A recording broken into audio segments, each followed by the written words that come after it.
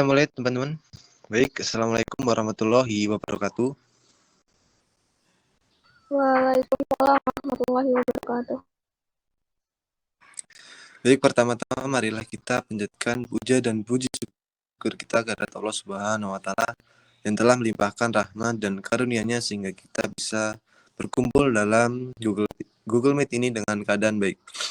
Baik, salawat serta salam selalu kita sanjungkan kepada Nabi Muhammad SAW yang telah membawa kita dari zaman kegelapan menuju zaman terang benderang ini. Baik, di sini baik kepada yang terhormat Ibu Profesor Dr. Her Pratiwi MPD dan Bapak Dr. Handoko ST MPD. Baik, di sini saya akan mempresentasikan sebuah bahasan yaitu teknik pensekoran. Baik, adapun sesi dalam presentasi kali ini.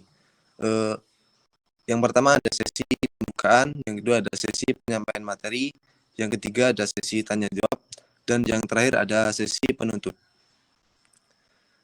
Baik, langsung saja kita buka presentasi kali ini dengan membaca lafaz Bismillahirrahmanirrahim.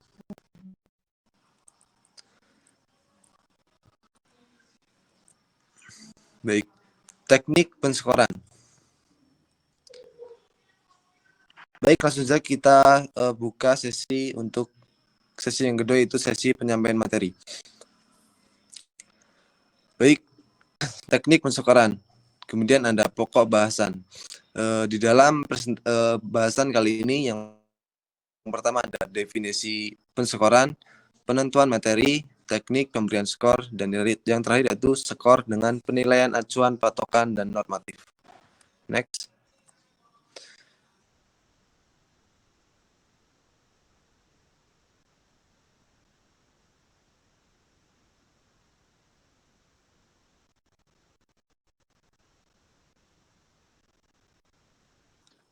Angka-angka hasil penilaian selanjutnya diproses menjadi nilai-nilai atau grade. Skor adalah hasil pekerjaan menyekor atau memberikan angka yang diperoleh dari angka-angka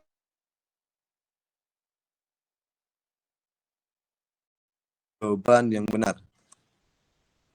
Next. Kemudian ada penentuan materi. Penentuan materi penting dilakukan dengan memperhatikan beberapa kriteria. Untuk kriteria yang pertama yaitu urgensi, yaitu materi secara teoritis mutlak harus dikuasai oleh peserta didik. Kemudian ada kontinuitas, yaitu materi lanjutan yang merupakan pendalaman dari satu atau lebih materi yang sudah dipelajari sebelumnya.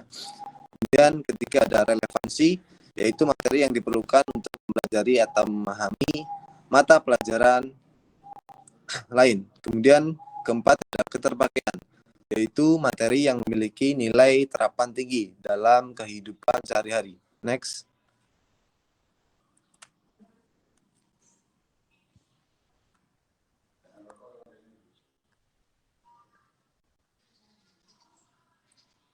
Kemudian ada teknik pemberian skor. Ada beberapa teknik pemberian skor pada domain kognitif. Untuk pensekoran yang pertama yaitu pensekoran soal bentuk pilihan ganda.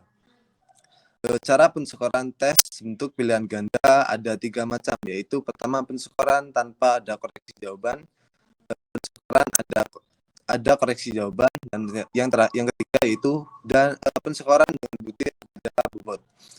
Untuk pensekoran tanpa koreksi yaitu pensekoran dengan cara setiap butir soal yang dijawab dengan benar mendapat nilai 1 tergantung dari bobot atau butir soal.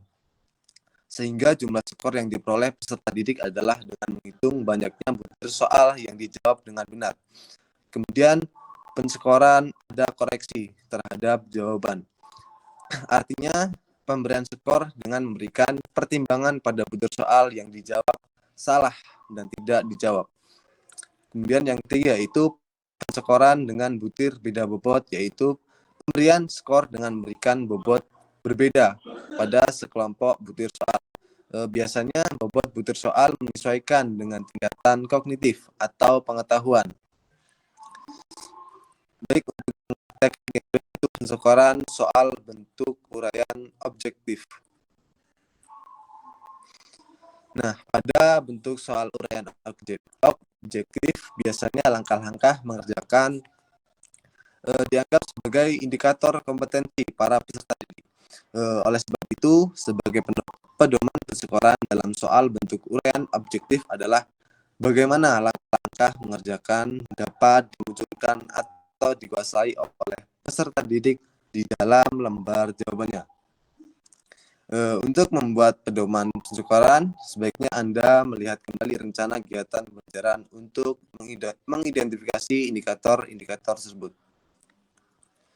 Kemudian yang ketiga ada pensyukuran soal bentuk uraian non-objektif. Di dalam pensyukuran bentuk soal uraian non-objektif ini ada contohnya itu pertama indikator. Peserta didik dapat mendasarkan alasan negara bangga menjadi warga negara Indonesia. Kemudian butir soalnya tuliskan alasan-alasan yang membuat Anda berbangga sebagai bangsa Indonesia. Kemudian pedoman skornya yaitu jawaban boleh bermacam-macam, namun ada pokok jawaban tadi dapat dikelompokkan sebagai berikut. Baik, untuk kriteria jawaban. Untuk kriteria jawaban yang pertama, kebanggaan yang berkaitan dengan kekayaan alam Indonesia mendapatkan skor mulai dari 0 sampai 2. Kemudian kebanggaan yang terkait dengan keindahan tanah air Indonesia mendapatkan rentang skor 0 sampai 2.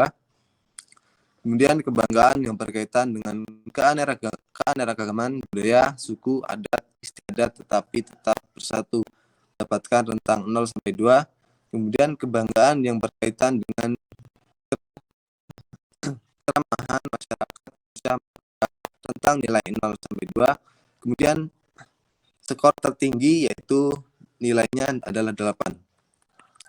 Baik, untuk teknik pensyukuran yang keempat yaitu pensyukuran bentuk soal benar salah. Pada tes dengan menggunakan instrumen soal benar salah, tes atau tercoba hanya diminta melingkari huruf B atau S, sehingga kunci jawaban yang disediakan hanya berbentuk urutan nomor serta huruf di mana kita menghendaki untuk melingkari, atau juga dapat diberikan dengan tanda X. Kemudian untuk teknik yang kelima yaitu pemberian skor bentuk menjodohkan atau matching. Pada dasarnya tes bentuk menjodohkan adalah tes bentuk pilihan ganda, di mana jawaban-jawaban tersebut dijadikan satu. Demikian pula pertanyaan-pertanyaannya. Dengan demikian maka pilihan jawabannya akan lebih banyak. Satu kesulitan lagi adalah bahwa jawaban yang dipilih dapat dibuat sedemikian rupa sehingga jawaban yang satu tidak dibutuhkan lagi untuk pertanyaan lain. Kemudian teknik selanjutnya yaitu pemberian skor pada tugas. Kunci jawaban untuk memeriksa tugas merupakan pokok-pokok yang harus termuat di dalam pekerjaan peserta didik. Hal ini menyangkut kriteria tentang isi tugas. Namun sebagai kelengkapan dalam pemberian skor digunakan suatu tolak ukur tertentu. Tolak ukur tertentu yang disarankan digunakan sebagai ukuran keberhasilan tugas adalah sebagai berikut. Yang pertama, ketepatan waktu penyerahan tugas. Yang kedua, bentuk fisik pengerjaan tugas yang menandakan keseriusan peserta didik dalam mengerjakan tugas. Kemudian yang ketiga yaitu sistematika yang menunjukkan alur keruntuhan berpikir. Yang keempat yaitu kelengkapan isi menyangkut ketuntasan, penyelesaian, dan kepadatan isi. Yang kelima yaitu mutu hasil tugas, yaitu kesesuaian hasil dengan garis-garis yang sudah ditentukan oleh pendidik. Kemudian ada pemberian skor bentuk soal jawaban singkat atau short answer test. Tes bentuk jawaban singkat adalah bentuk tes yang menghendaki jawaban berbentuk kata atau kalimat pendek. Melihat namanya maka jawaban tersebut tidak boleh berbentuk kalimat, tapi harus sesingkat mungkin dan mengandung satu pengertian.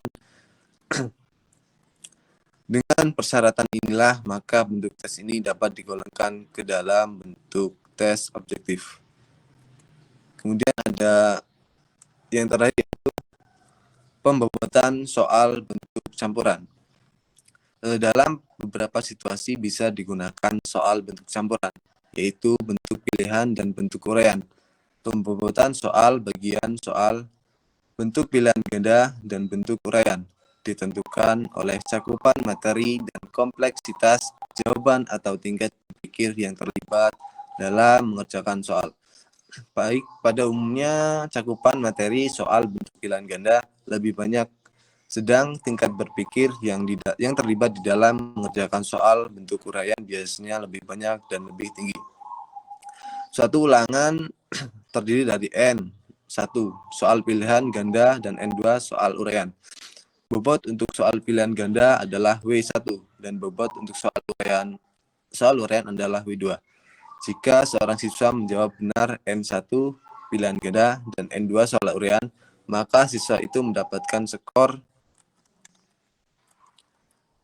Rumusnya yaitu skor sama dengan B1 dalam kurung N1 bagi N2 dikali 100 dalam kurung plus B2 dikali N2 dibagi N3 dikali 100. B1 merupakan bobot soal 1 dan B2 merupakan bobot soal 2.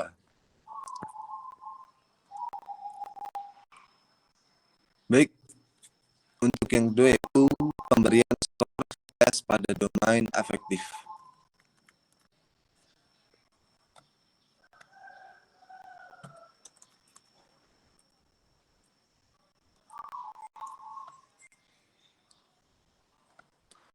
Baik, pemberian skor tes pada domain afektif.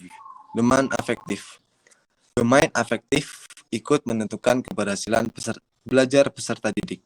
Paling tidak ada 2 komponen dalam dominan afektif yang penting untuk diukur, yaitu sikap dan minat terhadap suatu pelajaran. Sikap peserta didik terhadap pelajaran bisa positif, bisa negatif, atau netral. Tentu diharapkan sikap peserta didik terhadap semua mata pelajaran positif sehingga akan timbul minat untuk belajar atau mempelajarinya. Peserta didik yang memiliki minat pada pelajaran tertentu bisa diharapkan berprestasi pada belajarnya sehingga meningkat secara optimal. Bagi yang tidak berminat, sulit untuk meningkatkan prestasi belajarnya. Oleh karena itu, Anda memiliki tugas untuk membangkitkan minat kemudian meningkatkan minat peserta didik terhadap mata pelajaran yang diampunya. Dengan demikian akan terjadi usaha yang sinergi untuk meningkatkan kualitas proses pembelajaran. Baik, untuk yang ketiga ada pemberian skor tes pada domain psikomotor. Tes untuk mengukur ranah psikomotor adalah tes untuk mengukur penampilan atau kinerja atau performance yang telah dikuasai peserta didik. Tes tersebut menurut Brunta dan kawan-kawan pada tahun 1981 dalam Majid tahun 2007 dapat berupa tes paper dan pensil, tes identifikasi, tes stimulasi, dan tes untuk kerja. Skala penilaian cocok untuk menghadapi subjek yang jumlahnya sedikit. Perbuatan yang diukur menggunakan alat ukur berupa skala. Penilaian rentang dari sangat tidak sempurna sangat sempurna. Jika dibuat skala 5, maka skala 1 paling tidak sempurna dan skala 5 paling sempurna. Bisa dilakukan pengukuran terhadap keterampilan peserta didik menggunakan termometer badan. Untuk itu dicari indikator-indikator apa saja yang menunjukkan peserta didik terampil menggunakan termometer tersebut. Misal, indikator-indikator sebagai berikut. Yang pertama, cara mengeluarkan termometer dari tempatnya. Yang kedua, cara menurunkan posisi air raksa serendah-rendahnya. Kemudian yang ketiga yaitu cara memasang termometer pada tubuh orang yang diukur suhunya. Kemudian yang keempat yaitu lama waktu pemasangan termometer pada tubuh orang yang diukur suhunya.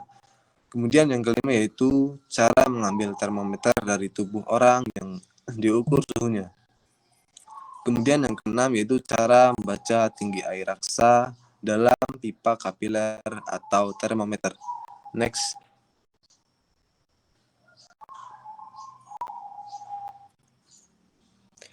Kemudian pembahasan selanjutnya adalah mengubah skor dengan penilaian acuan patokan. Penilaian acuan patokan atau criterion reference evaluation yang dikenal juga dengan standar mutlak berusaha menafsirkan hasil tes yang diperoleh peserta didik dengan membandingkannya dengan patokan yang telah ditetapkan.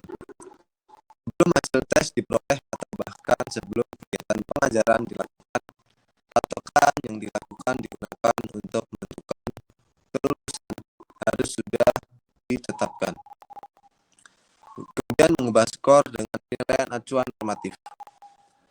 Penilaian acuan norma atau norma evaluation dikenal dengan standar relatif norma kelompok.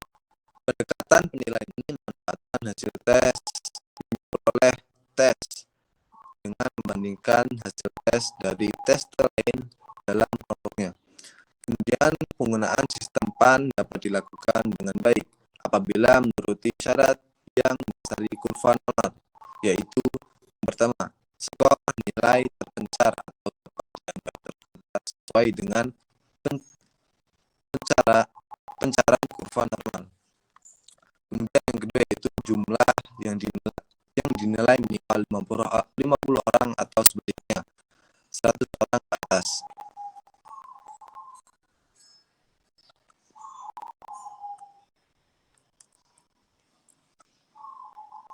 Baik, untuk yang terakhir yaitu ada kesimpulan. Penskoran merupakan langkah pertama dalam proses pengolahan hasil tes.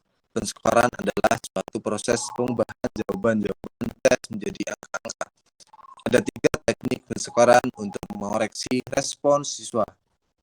Pada tiap teknik penskoran memiliki aturan yang berbeda, sehingga akan mempengaruhi cara siswa menjawab pertanyaan.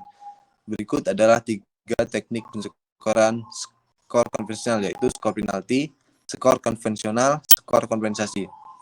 Penilaian acuan patokan atau PAP merupakan membandingkan skor yang diperoleh peserta didik dengan suatu standar atau norma absolut. Sedangkan penilaian acuan kriteria adalah suatu metode penilaian kinerja yang digunakan untuk mengevaluasi peserta didik atau suatu organisasi dengan membandingkan hasil yang dicapai dengan suatu standar atau kriteria yang telah ditetapkan sebelumnya. PAK digunakan untuk mengukur keberhasilan dalam mencapai tujuan yang telah ditetapkan. Baiklah, itu tadi penyampaian materi dari saya. Baik, untuk sesi yang selanjutnya adalah sesi tanya jawab. Baik, saya akan membuka 2 sesi untuk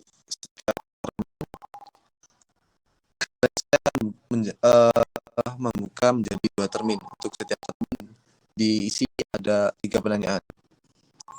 Baik, kepada rekan-rekan jika ada yang ingin bertanya, dipersilahkan.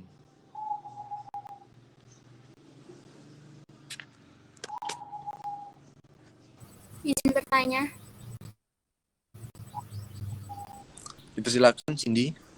Baiklah, sebelumnya izin memperkenalkan diri. Nama Cindy Arila Putri, NPM 2053053043. Pertanyaan saya, mengapa seorang pendidik dalam mengolah hasil evaluasi pembelajaran diperlukan adanya skor? Terima kasih. Baik, terima kasih kepada Cindy. Jangan lupa untuk ditulis di kolom chat untuk teman-teman lain bisa menjawab. Kemudian ada pertanyaan lagi.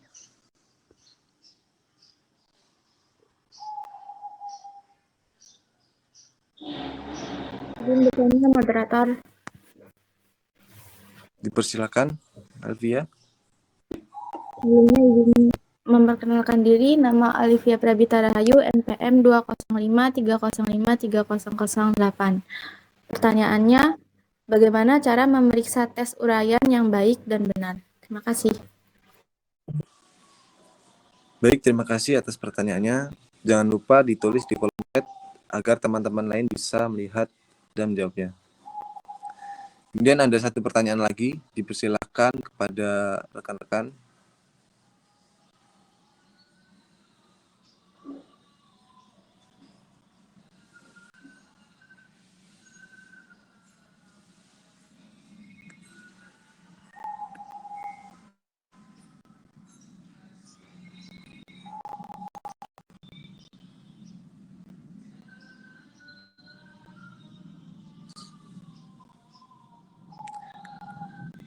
Baik, mohon maaf, untuk sesi tanya jawab ini ada satu termin saja, sehingga ada 3 pertanyaan saja dalam sesi tanya jawab ini. Baik, kepada rekan-rekan masih ada satu pertanyaan lagi. Untuk yang bertanya, dipersilakan.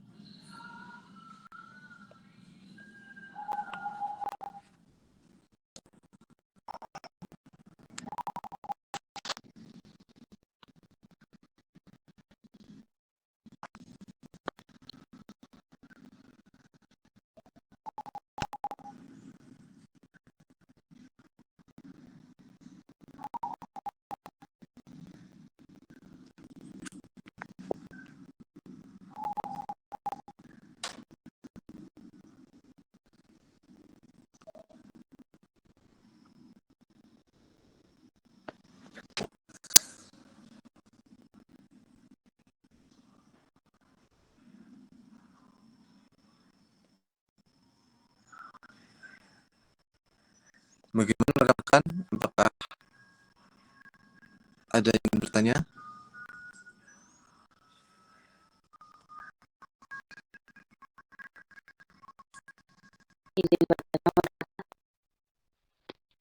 Silakan. Ya. Sebelumnya izin memperkenalkan diri, nama saya Novia Purnamasari, NPM 2530338.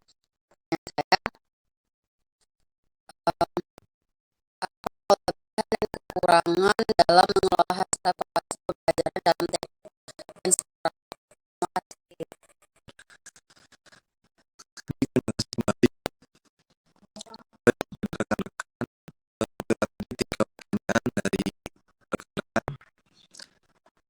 Rekan-rekan yang lain, jika ingin menjawab pertanyaan-pertanyaan tadi, bisa langsung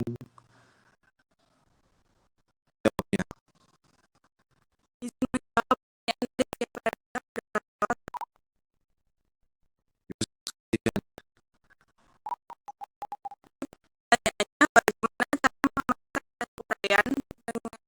yang baik dan benar. Yaitu ada 2 cara pemeriksaan jawaban soal uraian. Yang pertama, itu diperiksa seseorang demi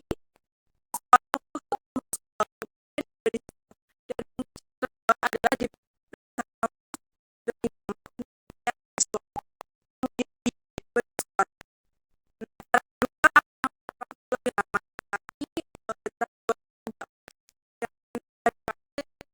yang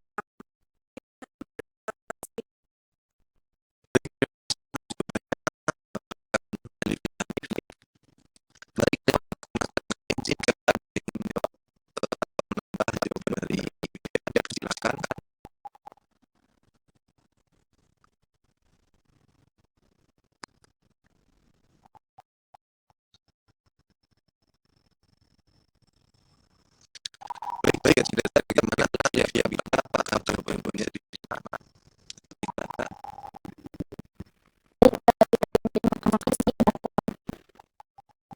Kembali.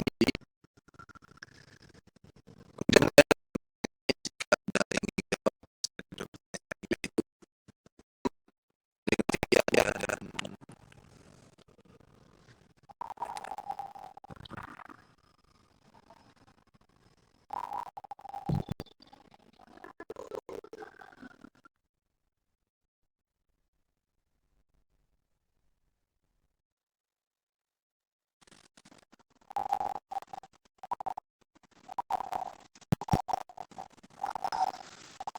baik-baik bisa jawab pertanyaan lagi dari itu pertanyaannya apakah seorang didik dalam mengelola hasil evaluasi pembelajaran bukan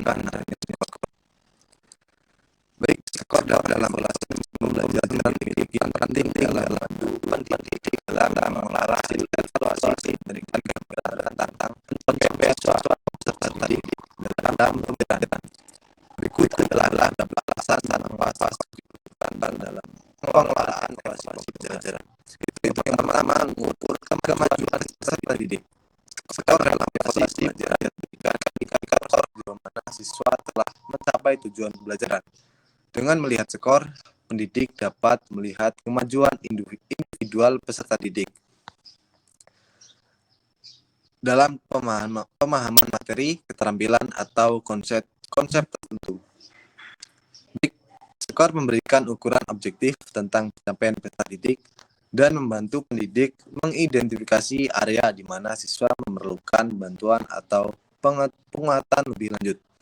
Kemudian yang kedua, mengidentifikasi kebutuhan belajar peserta didik.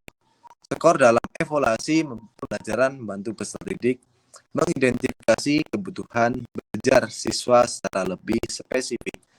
Dengan menganalisis skor individu atau keseluruhan kelas, pendidik dapat mengidentifikasi pola kesulitan atau kelemahan umum yang dialami peserta didik. Kemudian yang ketiga yaitu memberikan umpan balik kepada peserta didik. Skor dalam evaluasi pembelajaran memberikan umpan balik konkret pada siswa atau peserta didik tentang pencapaian mereka.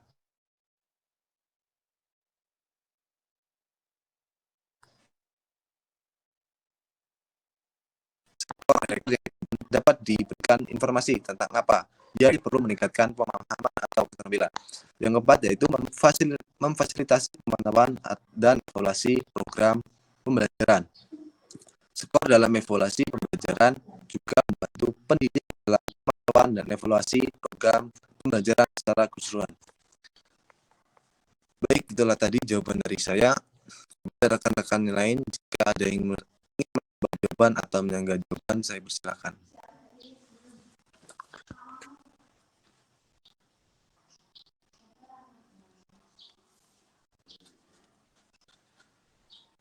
Baik, jika tidak ada, bagaimana Cindy? Apakah jawaban saya bisa diterima? Baik, jawaban dapat diterima. Terima kasih. Baik, terima kasih kembali. Baik, kepada rekan-rekan yang lain, masih ada satu pertanyaan lagi dari Novia. Jika rekan-rekan yang lain ingin jawab, saya persilakan.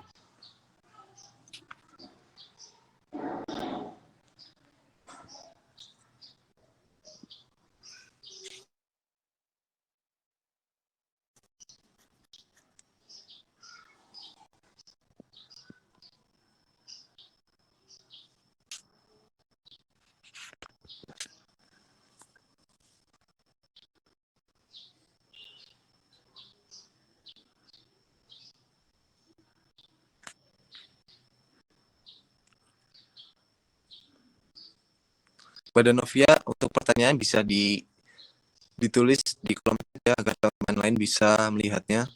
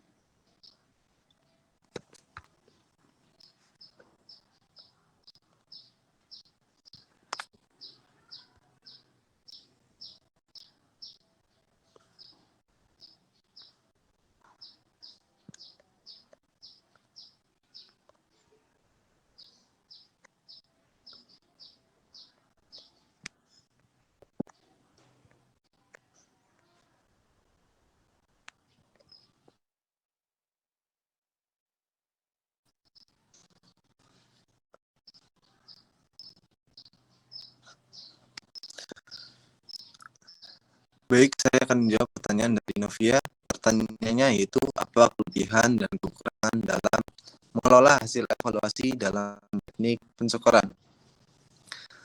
Mengelola hasil evaluasi menggunakan teknik pensyukuran memiliki kelebihan dan kekurangan. Berikut merupakan kelebihan dan kekurangan dalam mengolah hasil evaluasi dengan menggunakan teknik pensyukuran. Yang pertama, teknik definisi yang baik dapat memberikan tingkat objektivitas dalam penilaian. Skor yang diberikan didasarkan pada kriteria yang telah ditentukan sebelumnya, sehingga meminimalkan bias subjektivitas. Kemudian, standar penilaian yang konsisten. Dengan adanya teknik pensyukuran yang konsisten, pendidik dapat memberikan penilaian yang serupa untuk setiap peserta didik dalam kelas yang sama. Ini membantu dalam memberikan standar penilaian yang konsisten dan adil. Kemudian, memfasilitasi perbandingan. Pensyukuran yang digunakan untuk memberikan skor pada hasil evaluasi memungkinkan perbandingan antara peserta didik atau kelompok peserta didik. Hal ini dapat membantu pendidik dalam mengidentifikasi perbedaan kemampuan, kekuatan, atau kelemahan di antara siswa atau peserta didik melakukan intervensi yang tepat. Kemudian, kelebihan yang keempat itu kemudahan pengelolaan data. Pensyukuran yang terstruktur dapat memudahkan pengelolaan data hasil evaluasi. Skor numerik memungkinkan pendidik untuk menganalisis dan memproses data dengan mudah, seperti membuat laporan perkembangan siswa atau peserta didik, melacak tren, atau menyajikan data secara visual. Kemudian, kekurangannya. Untuk kekurangan yaitu keterbatasan dalam mengukur kemampuan kompleks, yang bersifat terukur, seperti pengetahuan faktual atau keterampilan dasar. Hal ini dapat membatasi kemampuan dalam mengevaluasi kemampuan peserta didik dalam konteks yang lebih kompleks. Yaitu tidak memperhitungkan konteks dan aspek kualitatif. Pensyukuran cenderung mengabaikan faktor prospektual atau aspek kualitatif dari hasil evaluasi.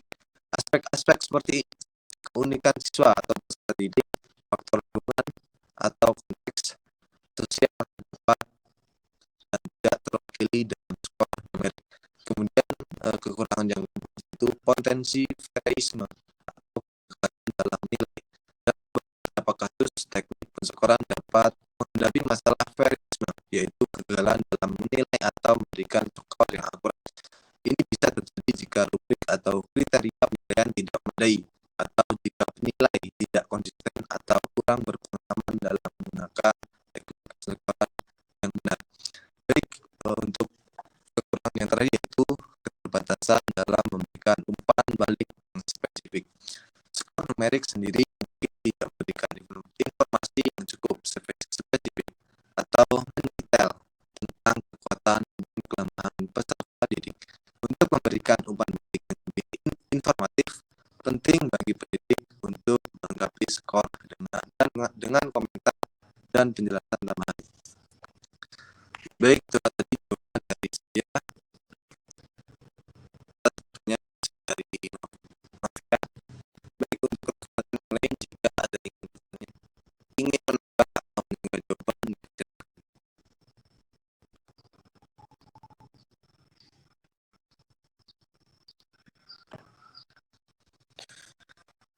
Baik, jika tidak ada, apakah jawaban dari saya bisa? Baik, terima kasih. Baik, pada rekan-rekan, untuk sesi yang jawab akan saya tutup. Kemudian kita akan menuju sesi yang yaitu sesi penutup. Baiklah, kita tutup presentasi kali ini dengan baca lafaz hamdalah. Alhamdulillahirrahmanirrahim. Baik, sudah presentasi dari saya. Kurang dan lebihnya saya akhiri. Assalamualaikum warahmatullahi wabarakatuh.